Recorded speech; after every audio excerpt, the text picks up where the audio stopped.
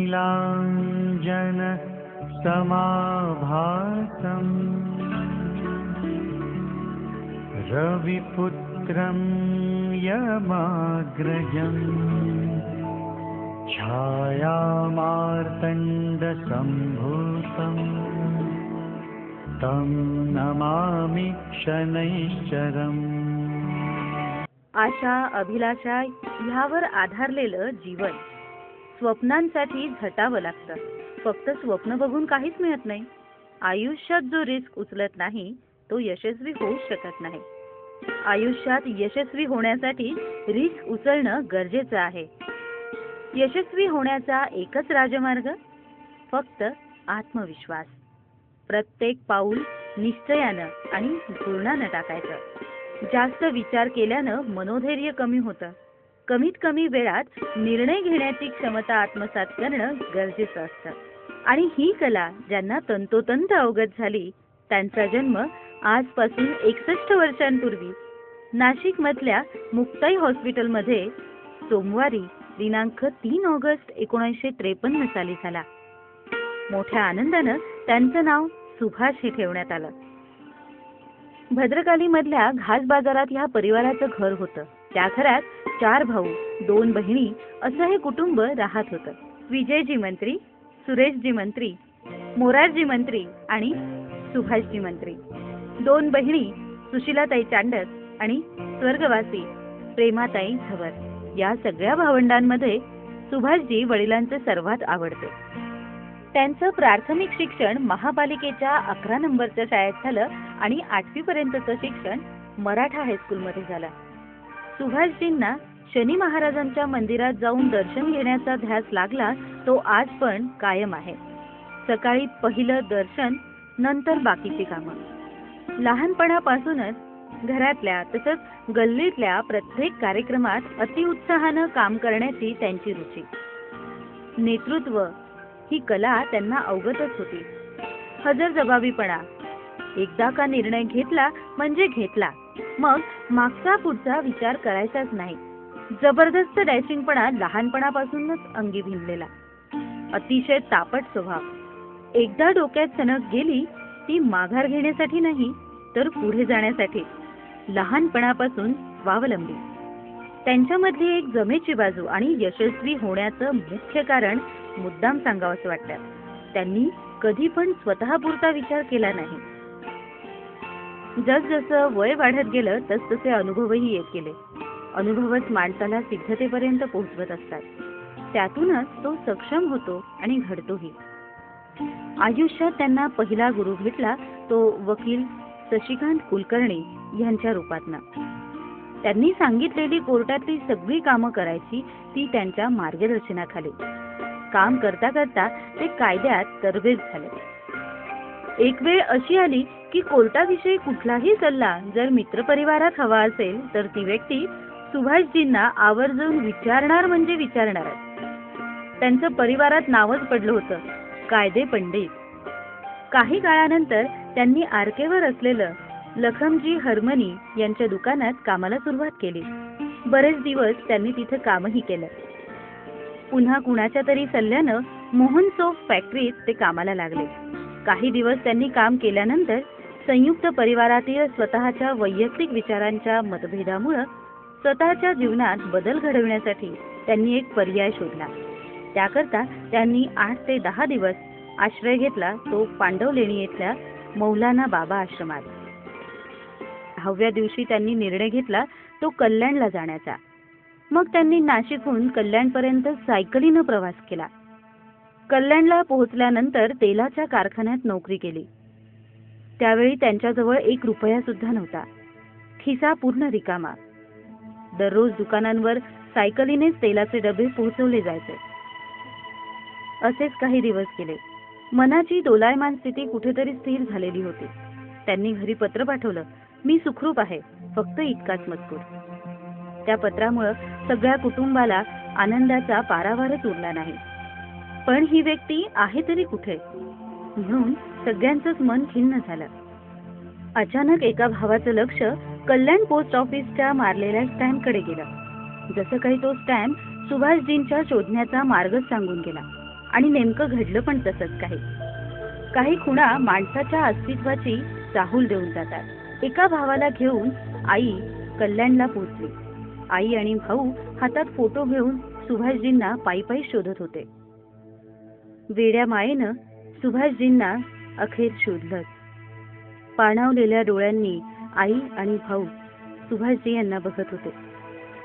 अबोल शब्दांचा क्षण, फक्त काळीच पिळल्याचा आभास, दुसरं काहीच नाही. क्षण थांबलेला, गर्दीतही एकांताचा अनुभव. आईची ती अवस्था बघून परत न परतण्याच्या कठोर निर्णयाला पाझर फुटला आणि तिघेही घरी परतले. तापलेल्या धरतीला अचानक पावसानं ओलचिंब करून सोडलं आणि एकच आनंद संपूर्ण परिवारात झाला, तो सुभाषजींच्या येण्यानं. पण मनाला हवी होती ती उंच भरारी आकाशा. म्हणून जनता सुपारीत त्यांनी सेल्समनचा जॉब सुरू केला. भरपूर मेहनत कष्ट करायला आता सुरुवात झाली होती.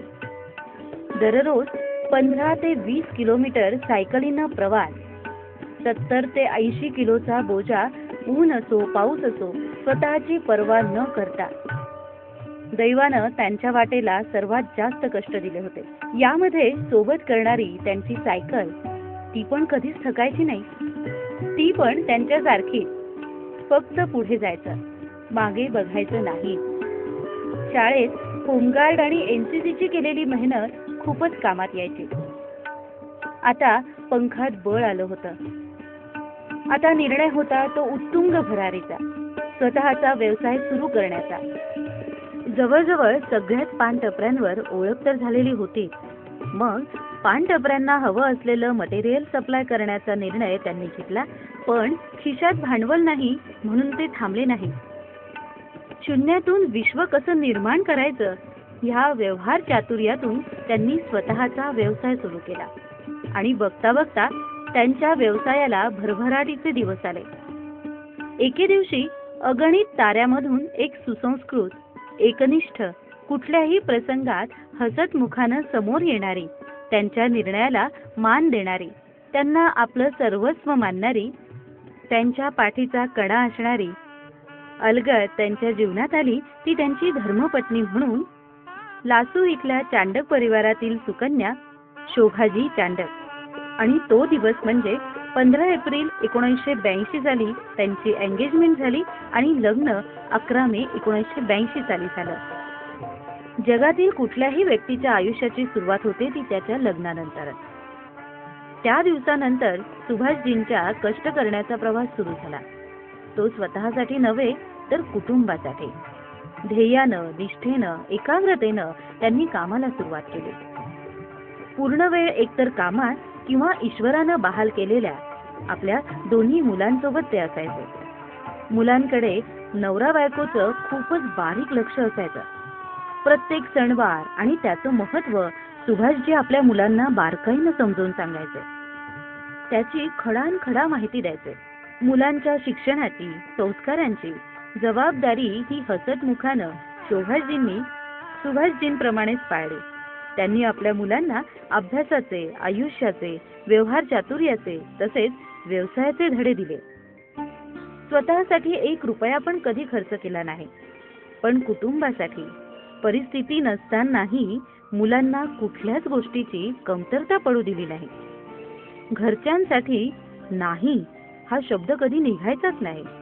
आयुष्यभर जगले ते फक्त दोन्ही मुलांसाठी. शाळेत असताना दोन्ही मुलांना सहलीला पाठवण्याची हौस त्यांनी पुरवली.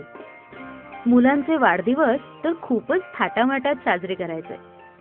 नवनवीन फॅशनेबल कपडे दोन्ही मुलांसाठी ते आणायचे. प्रत्येक गृहिणीचं स्वप्न असतं स्वतःचं घर असावं. हे स्वप्न पण सुभाषजींनी पूर्ण केलं. साल होतं 1989. घरभरणी ज्या दिवशी केली तो क्षण आजही त्यांच्या स्मरणात आहे. सगळं सुरळीत चालत असताना अचानक शोभाजींना एका असाध्य आजारानं घेरलं. संपूर्ण कुटुंब दुःखानं व्याकुळ झालं. त्यांचं ऑपरेशन झालं. अशा परिस्थितीत खंबीरपणे दुःखावर मात करण्यासाठी त्यांच्या खांद्याला खांदा लावून संपूर्ण परिवार उभा राहिला. काळ रात्र संपून कधी ना कधी दिवस उजाडतोच, तसंच दुःखाचं सावट कधी ना कधी निवळतं. काही दिवसांनी शोभाजींची प्रकृती सुधारली. त्या पूर्णपणे बऱ्या झाल्या.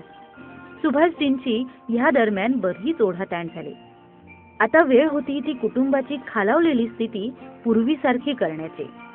ह्यावेळी त्यांचं मनोधैर्य वाढवण्याचं कार्य शोभाजींनी केलं. सुभाषजींचा आत्मविश्वास खरोखरच वाढलेला दिसला. आता त्यांनी आकाशात झेप घेण्याचं ठरवलं.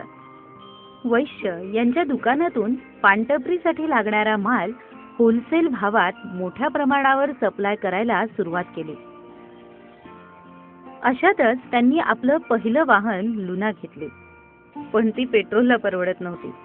म्हणून सायकलवरूनच सगळ्या दुकानात माल सप्लाय करायचे. जसजशी मुलं मोठी होत होती तसतशा गरजा पण वाढत होत्या. सुभाषजी कारभार पण वाढवत होते.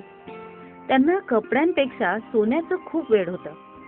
10 बोटांमध्ये अंगठ्या घालण्याची त्यांची स्टाईलच निराळी होती. पण आज त्यांची जीवनशैली अगदी साधी पण विचारसरणी अतिउच्च दर्जाची. कुठल्याही विषयावर कसल्याही परिस्थितीवर त्यांचा सल्ला हा योग्यच असतो. त्यांच्या जीवनातील जवळचे मित्र किशोर टेलर, पुंडलिक देवरे, अशोक लिंगायत, गोऱ्हे, नंदू जेवरानी आणि श्याम दशपुत्रे या सगळ्यांच्या साथीनं त्यांनी आपला व्यवसाय वाढवला. आज दोन्ही मुलांचा सेटल बिझनेस आहे, तो सुभाषजी यांच्या पाठबळामुळे. पैशाच्या व्यवहाराची समज काय असते, मार्केटमध्ये व्यवसायात आपला पाय भक्कमपणे कसा रोवायचा, ह्याचं ज्ञान सुभाषजींनी आपल्या दोन्ही मुलांना दिलंय. ये बात और है कि मछली के बच्चों को तैरना सिखाना नहीं पड़ता. मोठा मुलगा सागर आणि धाकटा अक्षय या दोन्ही मुलांचं मोठ्या थाटात लग्न लावून दिलं. नात साची म्हणजे त्यांचा जीव की प्राण आहे. आता जास्तीत जास्त वेळ ते तिच्या सोबत खेळण्यात घालवतात. वय झालंय तरी पण नवनवीन गोष्टी शिकण्याचा त्यांचा उत्साह दिवसेंदिवस वाढलेला दिसतोय.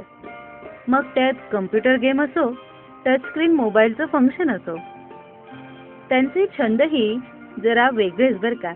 निरनिराळे स्टॅम्प गोळा करणं, जुने नवीन कॉईन जमा करणं, देशी विदेशी नोटा जमा करणं, वाचन करणं, ज्योतिषशास्त्राचा अभ्यास करणं आणि सल्ला देणं, पेपर कातरणं कापणं, WWF बघणं. आजही त्यांची जेवणाची वेळ टळत नाही. दुपारचं जेवण 1 वाजता, संध्याकाळचं 7 वाजता, म्हणजे 7 वाजताच. कुणाला वेळ दिली तर ती आज पण कट टू कट पाळतात. आज सुभाषजी यांचा परिवार त्यांच्या सोबत खूप खुश आहे.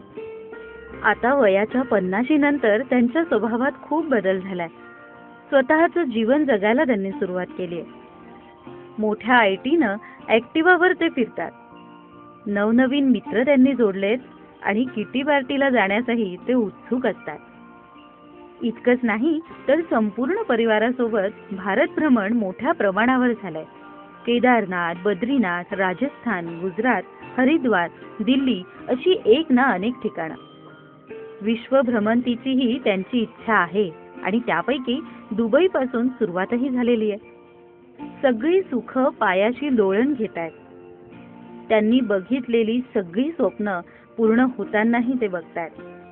संपूर्ण आयुष्यात ते रुबाबात ऐटीत जगले. आजही नेतृत्व करण्याची धमक त्यांच्यात कायम आहे.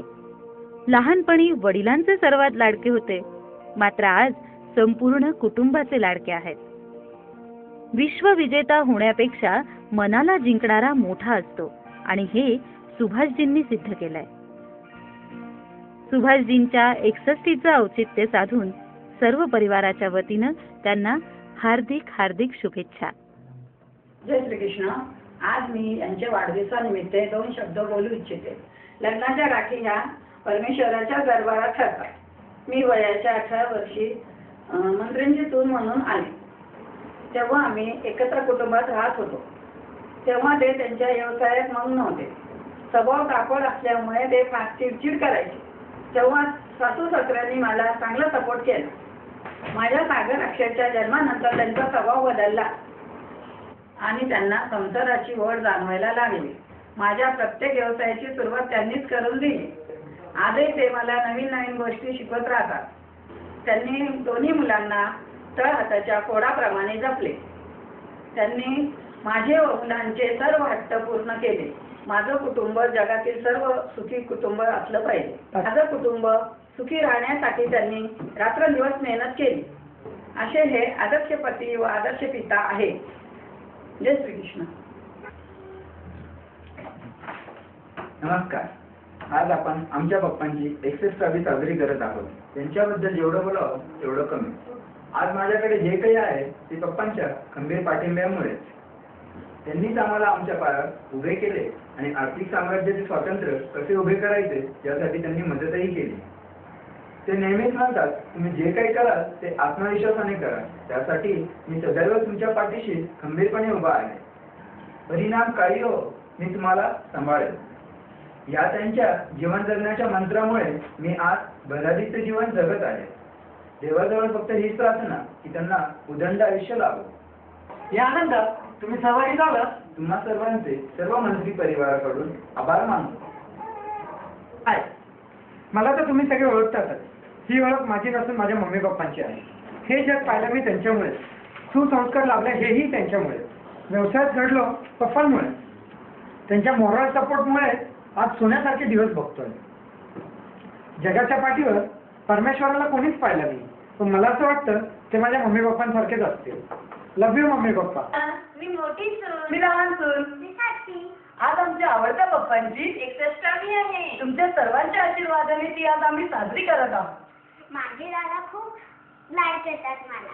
आमचं खरोखरच भाग्य आहे की आम्ही मंत्री परिवाराचा सुना आहोत. आमचं सासर एवढं छान आहे की आम्हाला माहिती कधी आठवणच येत नाही. आम्ही इथे खरोखरच खूप सुखी आहोत. आणि आता आमच्या पप्पांसाठी बार बार दिन ये आए, बार बार दिल ये गाए, तुम जियो हजारों साल, ये हमारी है आरज़ू. हॅपी बर्थडे टू यू पापा. Happy birthday to you, दादा. happy birthday to you. I